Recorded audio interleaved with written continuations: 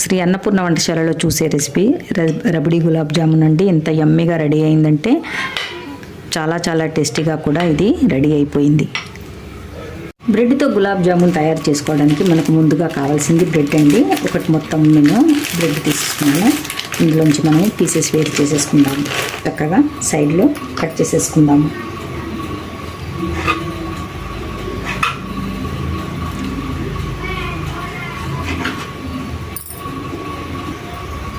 Bread ముక్కల సైడ్లన్నీ చక్కగా cut చేసేసానండి. నేను ఎక్కువ పీసులు తీసుకున్నాను కాబట్టి బ్రెడ్ చూర కూడా మనకు ఎక్కువగానే వచ్చింది. ఇది వేస్ట్ కాకుండా మనము ఒక బాక్స్లో ఎత్తి దీన్ని పెట్టేసుకుందాము. ఎందుకంటే ఏదైనా ఫ్రై చేసినప్పుడు మనకు ఇది చక్కగా పనిపడుతుంది కాబట్టి దీన్ని ఫ్రై చేసుకొని పౌడర్లా తయారు చేసుకొని పెట్టేసుకుందాము. ఇది కూడా వేస్ట్ కాకుండా చూసుకోవాలి. ఇప్పుడు అలాగే గులాబ్ జామున్ రెడీ చేసుకునే ముందు ఈ బ్రెడ్ ముక్కల్ని మనం పక్కకు పెట్టేసుకొని ముందుగా నేను 1 లీటర్ పాలు తీసుకున్నానండి. పాలని చక్కగా మనము ముందుగా మరిగించుకోవాలి. ఒక గిన్నె తీసుకొని అందులో 1 స్పూన్ మట్టుకు నెయ్యి వేసేసుకుందాము.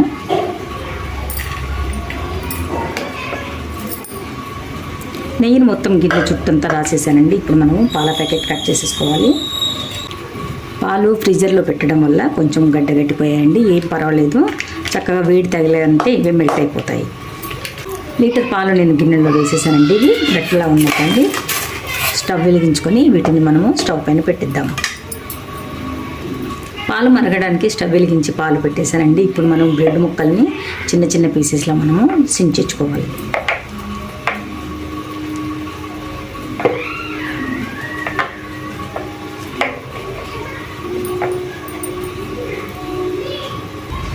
బ్రెడ్ని అంతా చక్కగా పౌడర్లా రెడీ చేసేసానండి. పౌడర్ రెడీ అయిపోయింది.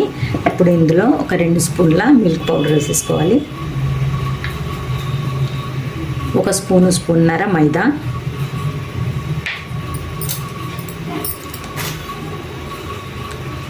1 స్పూను నెయ్యి. వీటిని అంత చక్కగా మనము ఇప్పుడు మిక్స్ చేసేసుకోవాలి.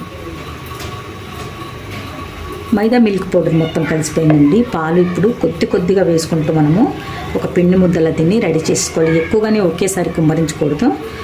కొంచెమే ఇలా స్పూన్తో మనము వేసేసుకోవాలి.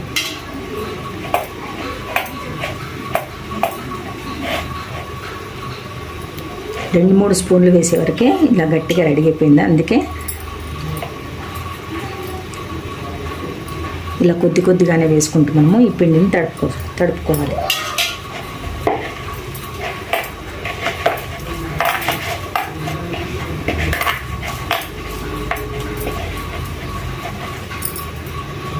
మెత్తటి చపాతీ పిండిలా బాగా పల్చగాను బాగా గట్టిగాను కాకుండా సాఫ్ట్గా ఉండేటట్టు చూసుకోవాలండి.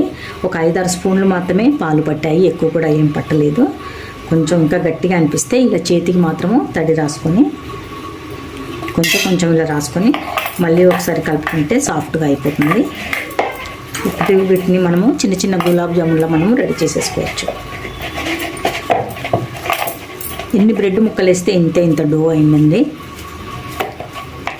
ఇప్పుడు కొద్దిగా మనము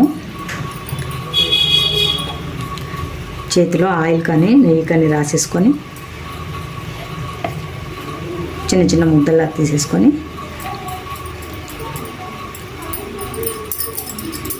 మనం ఎంత సైజు కావలిస్తే అంత సైజు ఇలా చిన్న రౌండ్ గులాబ్ జామున్లా మనం రెడీ చేసేసుకోవాలి. గులాబ్ జామున్ చక్కగా ముద్దలుగా కట్టేశానండి. బాల్స్ చాలా చక్కటి బాల్స్ రెడీ అయిపోయాయి. మరి వీటిని సన్నటి సెగలో మనం ఇప్పుడు ఫ్రై చేసేసుకుందాము.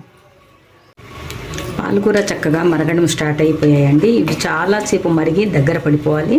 ఇలా వచ్చిన మలాయినంతా మనం తీసుకుంటూ మిగడనంతా మళ్ళీ ఇందులోనే వేసేసుకుంటూ పాలు చాలాసేపటి వరకు దగ్గర పడనివ్వాలి. ఇది పక్క గ్యాస్లోకి మనము షిఫ్ట్ చేసేసి ఇక్కడ ఉన్న దాంట్లో మనం గులాబ్ జామున్ ఫ్రై చేసేద్దాం.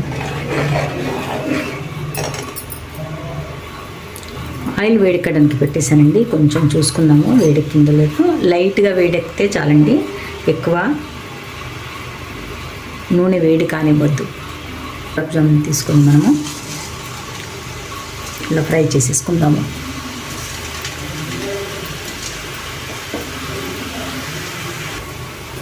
రెండు వైపులా తిరిగేస్తూ చక్కటి కలర్ వచ్చే వరకు వీటిని ఇలాగే గోల్డెన్ రంగులో మనము ఫ్రై చేసేసుకోవాలి. గులాబ్ జామున్ అన్నింటినీ చక్కగా ఫ్రై చేసేసానండి. మంచి గోల్డెన్ కలర్ వచ్చే వరకు ఫ్రై అయిపోయాయి. ఎంత బాగున్నాయంటే రౌండ్ రౌండ్గా అన్నీ ఒకే సైజులో చాలా చక్కగా కనిపిస్తున్నాయి.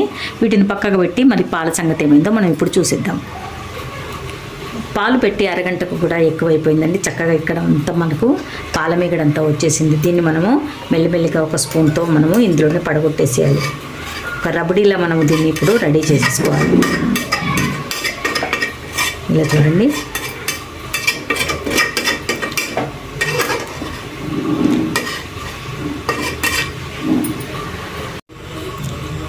సైడ్కి వచ్చిన మీగడంతా నేను తీసి మళ్ళీ ఇందులోనే వేసేసాను. పాలు కూడా చక్కగా చిక్కబడిపోయాయి. చక్కటి ఒక రబడీ మనకు రెడీ అయిపోయింది. ఇప్పుడు మనము ఇందులో పంచదార వేసేసుకుందాము.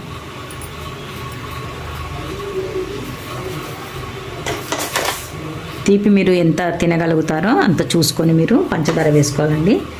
ఎందుకంటే గులాబ్ జామున్ అనగానే ముందుగా మనకు కరెక్ట్గా జ్ఞాపకం వచ్చేది షుగర్ సిరప్. అది షుగర్ సిరప్ ఒక్కోసారి కొంచెం ఎక్కువ మరిగిందంటే చాలా థిక్నెస్గా ఉండి మన నోట్లో ఎక్కువ తీయదనం వచ్చేస్తుంది. అలా కాకుండా ఇలా మనం చేసామంటే ఎక్కువ సాఫ్ట్నెస్, గులాబ్ జామున్ కూడా చక్కగా ఈ పాలల్లో మగ్గి మనకు మంచి రబ్డీ గులాబ్ జామున్ మనకు ఇప్పుడు రెడీ అయిపోతుంది. ఇప్పుడు ఇందులోనే కొంచెం నేను పాలమిగడ రోజు కూడబెట్టే పాలమిగడ కూడా ఉందండి. పాలమిగడ కూడా నేను ఇందులోనే వేసేస్తున్నాను. ఒకవేళ మీకు 1 లీటర్ పాలు గనక లేకుండా 1/2 లీటర్లోనే మీరు ఈ చిక్కదనం రావాలంటే మిల్క్ పౌడర్ ఎక్కువ పడుతుందండి. చక్కగా పాలను కొంచెంసేపు మరిగించి ఒక 200 మిల్క్ పౌడర్ వరకు అవుతుంది. మిల్క్ పౌడర్ వేసారంటే చక్కగా ఇలా మనకు పాలు చక్కగా చిక్కగా రెడీ అయిపోతాయి. ఇంతసేపు మరిగించే అవసరం లేదు. కానీ పాలు మరిగితే ఈ పాలమిగడతో రబడీలో చాలా రుచికరంగా ఉంటుందని చాలాసేపు నేను పాలు మరిగించి ఇందులో గులాబ్ జామున్ వేసేస్తున్నాను ఫ్రెండ్స్. ఇప్పుడు మనం ఇందులోనే యాలకుల పౌడర్ కూడా వేసేసుకున్నాము.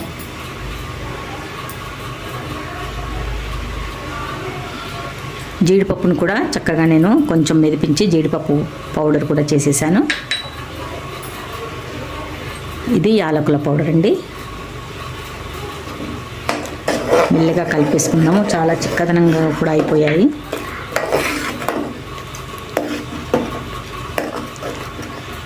పంచదార సరిగ్గా ఉందో లేదో చూసుకొని ఇంకా మీకు ఎక్కువ తీపి కనుక కావాలనుకుంటే మీరు పంచదార వేసుకోవాలండి.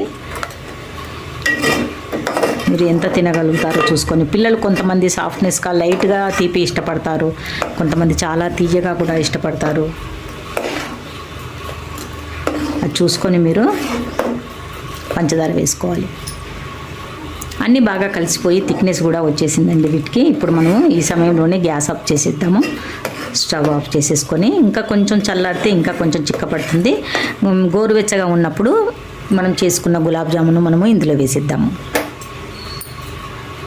పాల రబడీని అంతా బౌల్లోకి నేను ట్రాన్స్ఫర్ చేసేసానండి. చాలా చక్కటి రబడీ రెడీ అయిపోయింది. ఇందులో ఏవైతే ఫ్రై చేసుకున్నామో గులాబ్ జామును మనం ఇందులో వేసేసుకుందాము. చక్కగా గోరువెచ్చగా రెడీ అయిపోయింది. చాలా వేడిలో కూడా వేయకూడదు. గోరువెచ్చగా ఉన్నప్పుడే మనం ఇవి వేసేసుకోవాలి.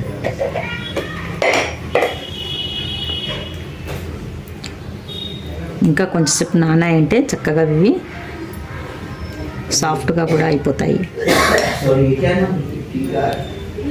యమ్మి గులాబ్ జామున్తో పాలమిగడ రసంలో చక్కగా మునిగి తేలుగుతున్నాయండి గులాబ్ జామును, రబడీ గులాబ్ జామును. ఈరోజు మనం శ్రీ అన్నపూర్ణ వంటశాలలో చూసే రెసిపీ ఇదేనండి. ఎంత యమ్మిగా ఉన్నాయంటే ఎవరన్నా చుట్టాలు వచ్చినప్పుడు మళ్ళీ సిరప్ రెడీ చేసి గులాబ్ జామున్ రెడీ చేసి ఇవ్వడమే కాకుండా ఇలా రబడీలో ముంచి ఇచ్చారంటే చాలా ఎంతో రుచికరంగా ఉండే గులాబ్ జామున్ మీరు ఇష్టపడతారు, తిన్నవాళ్ళు కూడా చాలా ఇష్టపడతారండి. ఇప్పుడు పైనుంచి కొంచెం మనము డెకరేషన్ చేసేసుకున్నాము.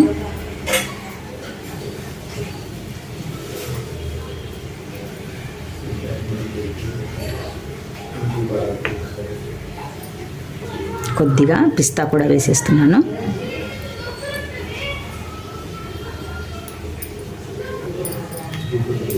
ఎంతో రుచికరంగా ఉండే యమ్మీ టేస్టీ రబడీ గులాబ్ జామును చూసే విధానము, ఎలా తయారు చేసే విధానము ఈరోజు ఈ వీడియోలో చూసేద్దామండి. ఎంత బాగుందంటే రుచి కూడా చక్కగా పంచదార, పాలు, కొంచెం నెయ్యి, సాఫ్ట్గా ఉండే గులాబ్ జామును ఎంత రుచికరంగా ఉన్నాయంటే చాలా టేస్టీగా తయారైపోయాయండి.